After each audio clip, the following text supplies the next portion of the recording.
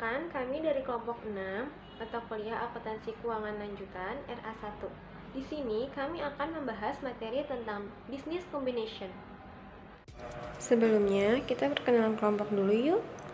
Hai, Assalamualaikum. Aku Putri Vita Malasari. Hai, Assalamualaikum warahmatullahi wabarakatuh. Perkenalkan, nama aku Nur Iza Marozia. Halo, Assalamualaikum. Nama aku Silvi Dayanti. Berdasarkan Pernyataan Standar Akuntansi Keuangan atau PSAK nomor 22 paragraf 8 tahun 1999 tentang penggabungan usaha atau business combination adalah pernyataan dua atau lebih perusahaan yang terpisah menjadi satu entitas ekonomi karena satu perusahaan menyatu dengan perusahaan lain atau memperoleh kendali atau kontrol atas aktiva dari operasi perusahaan lain. Pengendalian yang dimaksud adalah kekuasaan untuk mengatur kebijakan keuangan dan operasi suatu entitas demi memperoleh manfaat dari aktivitas entitas tersebut. Entitas adalah badan yang terpisah dari pemiliknya. Pada buku pengarang Fleet A. Beams dan Amir Abadi Yusuf tahun 1998 pada halaman 2-3, dalam buku Akuntansi Keuangan Lanjutan di Indonesia, mengungkapkan bahwa ada beberapa alasan yang muncul sehingga beberapa perusahaan mengambil tindakan untuk melakukan penggabungan usaha, yaitu yang pertama, manfaat biaya atau cost advantage. Lebih murah bagi perusahaan untuk memperoleh fasilitas yang dibutuhkan melalui penggabungan dibandingkan melalui pengembangan, terutama pada keadaan inflasi. Kedua, risiko lebih rendah atau low risk. Membeli lini produk dan pasar yang telah didirikan biasanya lebih besar risikonya dibandingkan dengan mengembangkan produk baru dan pasarnya. Ketiga, penundaan operasi lebih sedikit atau fewer operating delays. Fasilitas-fasilitas pabrik yang diperoleh melalui penggabungan usaha dapat diharapkan untuk segera beroperasi. Sedangkan membangun fasilitas perusahaan yang baru akan menimbulkan masalah yang baru juga. Misalnya perlunya izin pemerintah. Keempat, mencegah pengambil alihan atau avoidance of takeovers. Beberapa perusahaan bergabung untuk mencegah pengambil alihan di antara mereka. Selanjutnya kita akan masuk ke jenis penggabungan usaha. Berdasarkan PSAK nomor 22 paragraf 8 tahun 1999 terdapat dua jenis penggabungan usaha. Yang pertama itu akuisisi.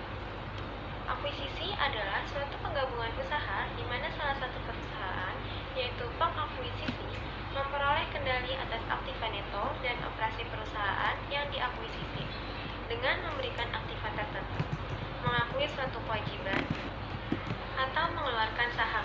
Yang kedua, ada penyatuan kepemilikan atau uniting of interest adalah suatu penggabungan usaha di mana para pemegang saham perusahaan yang bergabung bersama-sama menyatukan kendali atas seluruh atau secara efektif seluruh aktiva neto dan operasi kendali perusahaan yang bergabung tersebut dan selanjutnya memikul bersama segala resiko dan manfaat yang melekat pada entitas gabungan sehingga tidak ada pihak yang dapat diidentifikasi sebagai perusahaan pengakuisisi.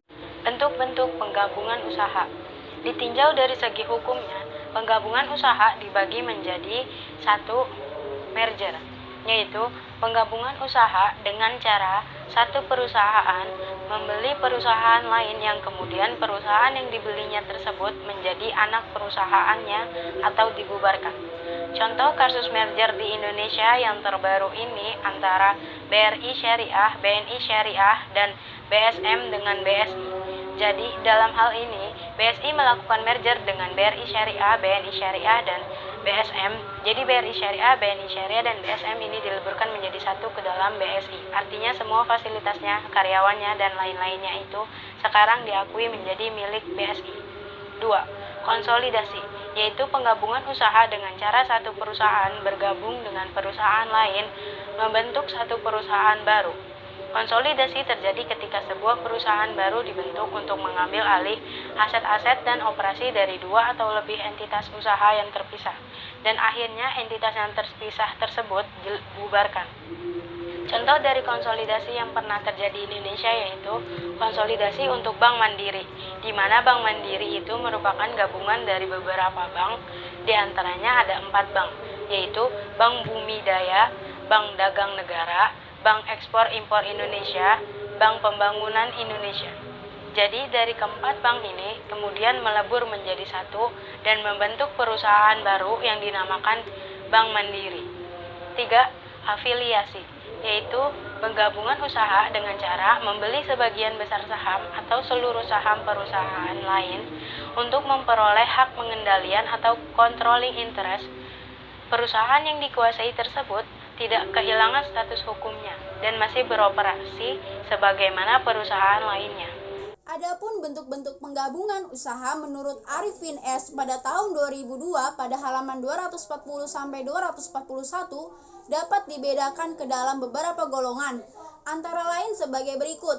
Yang pertama, penggabungan vertikal, yaitu penggabungan perusahaan yang berada pada urutan proses atau produksi.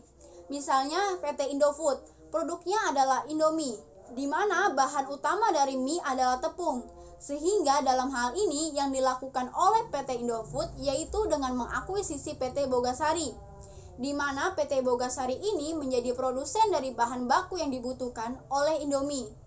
Kedua, penggabungan horizontal, yaitu penggabungan perusahaan-perusahaan yang berada pada lini bisnis yang sama.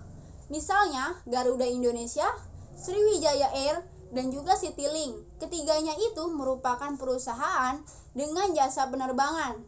Jadi Garuda Indonesia ini mengakuisisi Sriwijaya Air dan juga Citylink, di mana Sriwijaya Air dan Citylink berada pada bisnis yang sama. Jadi Sriwijaya Air dan Citylink itu berada di bawah manajemen operasi yang sama, yaitu manajemen Garuda Indonesia. Ketiga, penggabungan konglomerasi, yaitu penggabungan perusahaan yang tidak berada pada lini bisnis yang sama, tetapi membentuk kesatuan ekonomi yang saling terkait. Misalnya MNC Group. Jadi MNC Group itu kan punya RCTI, punya MNC Bank, punya juga sekolah MNC. Jadi ketiganya itu usahanya bukan merupakan lini bisnis yang sama. Yang satu terkait dengan penyiaran TV, kemudian yang satu terkait dengan perbankan. Jadi ketiga lini bisnis yang tidak sama tetapi menjadi satu kesatuan yang ekonomi, di mana ketiganya itu menjadi bagian dari MNC Group. Ada metode akuntansi kombinasi bisnis. Yang pertama itu ada penyatuan kepemilikan atau pooling of interest.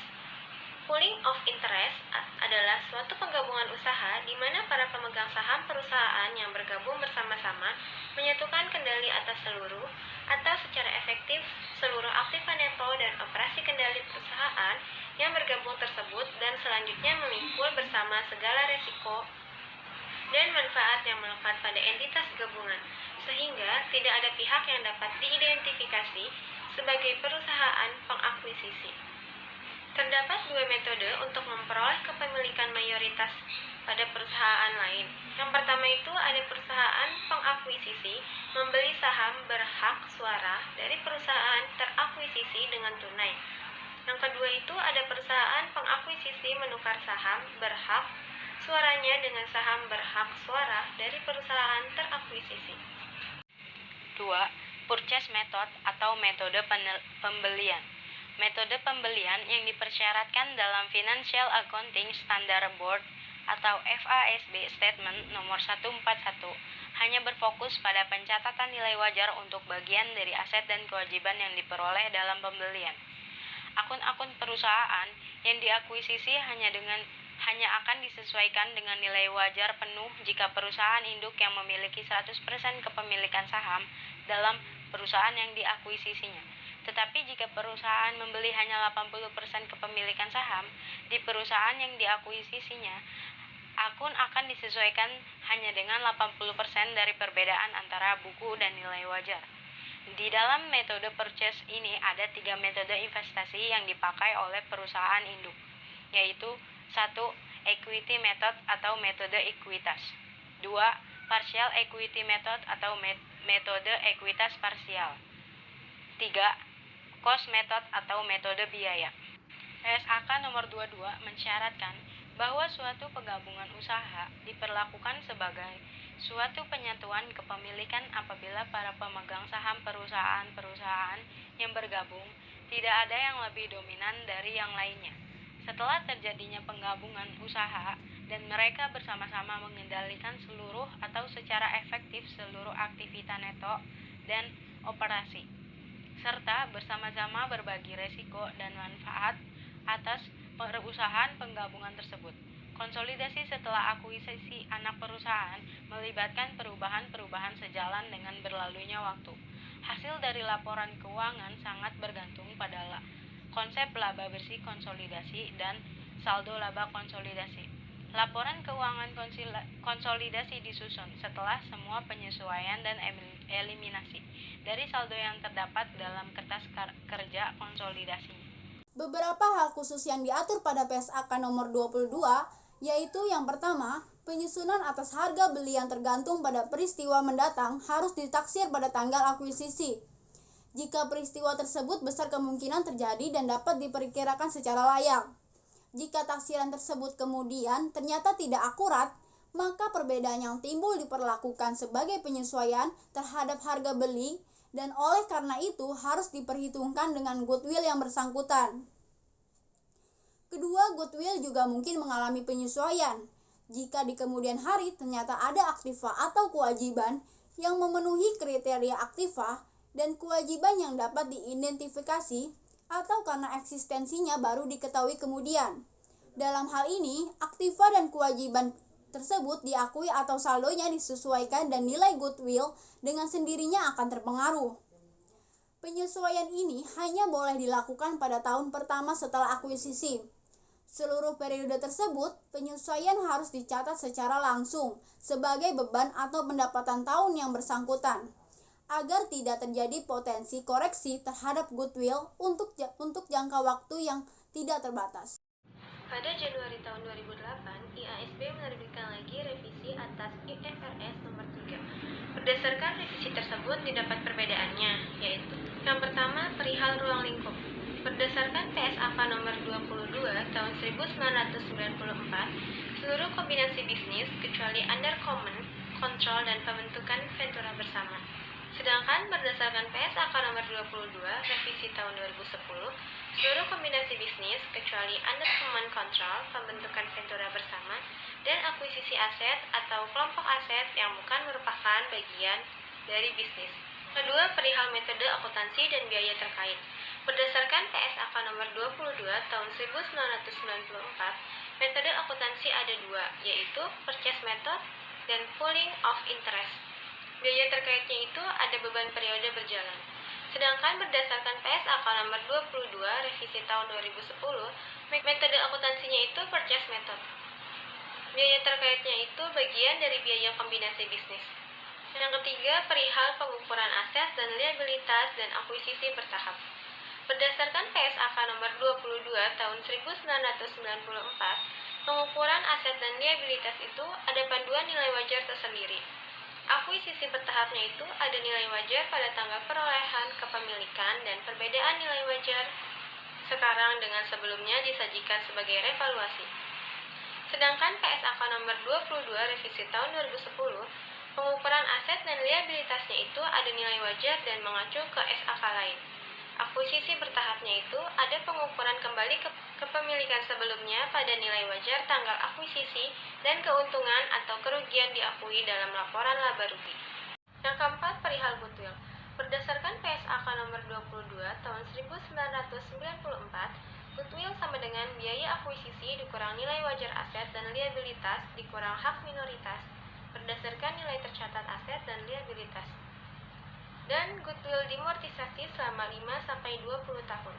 Sedangkan berdasarkan PSAK nomor 22 revisi tahun 2010, goodwill sama dengan biaya akuisisi dikurang jumlah neto aset teridentifikasi yang diperoleh dan liabilitas yang diambil alih.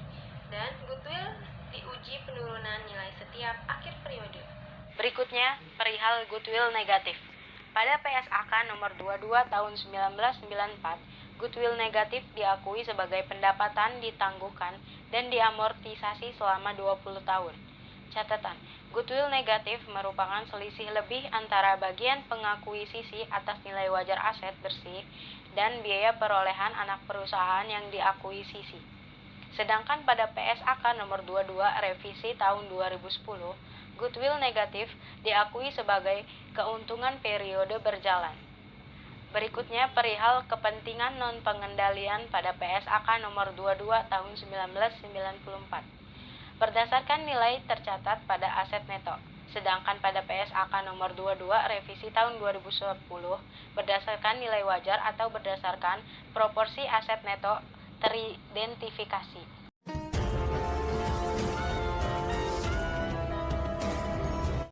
Sekian materi tentang business combination dari kelompok kami.